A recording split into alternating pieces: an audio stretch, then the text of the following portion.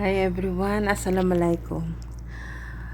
So, for today's video, gagawa tayo ng chicken recipe.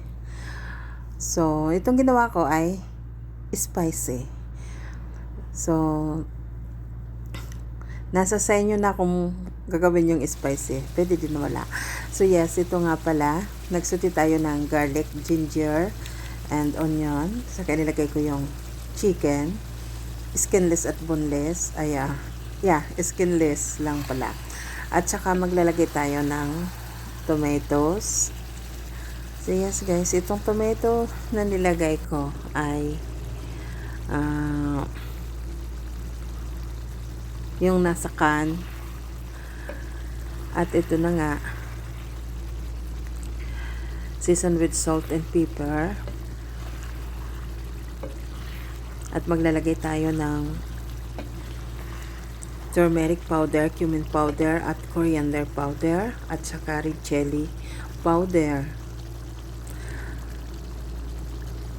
At yes, naglagay din pala ako ng sweet paprika. Yung ingredients na ito guys, nasa comment section.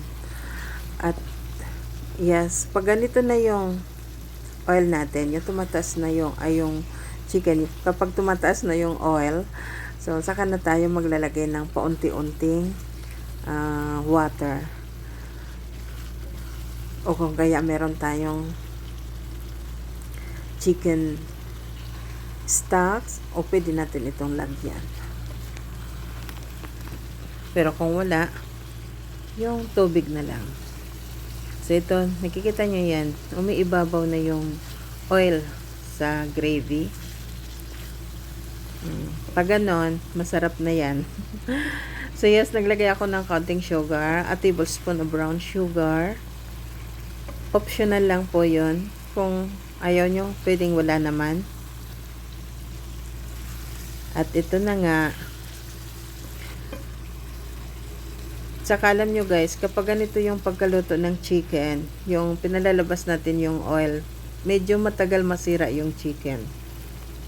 At saka hindi maasim. Masarap yung lasa. So yes, naglagay pala ako ng green chilies. Optional lang, nasa sa inyo kung maglagay kayo o hindi. At saka naglagay din ako ng coriander leaves, or kaya para sa cilantro. So yan, napakasarap ng sa amoy pa lang, sa aroma, napakasarap. Try nyo ito guys, napakasarap. Hindi lang lahat adobo yung gagawin natin. At saka hindi lang lahat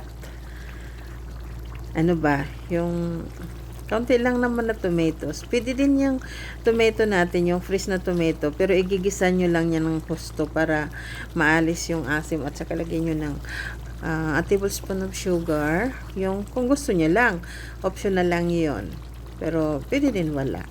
So yes, okay na ito. Maglalagay tayo ng garnish.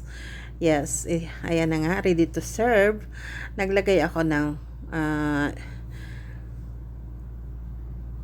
ginger, coriander, at saka green chilies.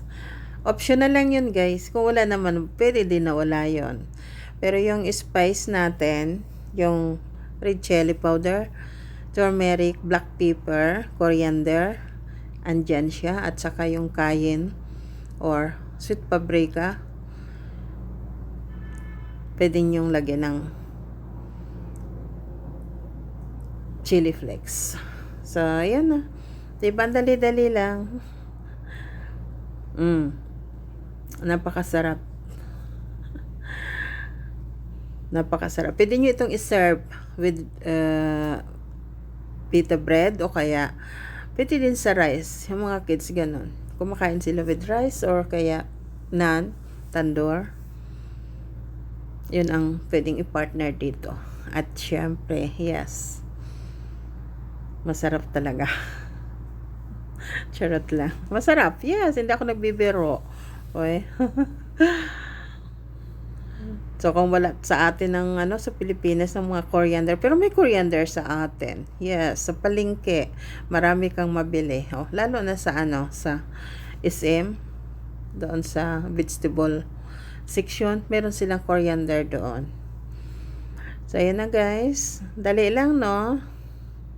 So, ito lang ang ating videos for today. Maraming salamat sa support at maraming salamat sa pag-follow nyo sa akin dito sa Facebook at saka yes, follow my Instagram, Shells Cooking.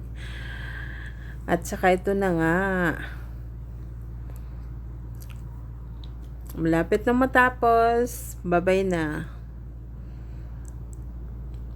Bye everyone. Ingat po kayong lahat. Take care. Maraming dada.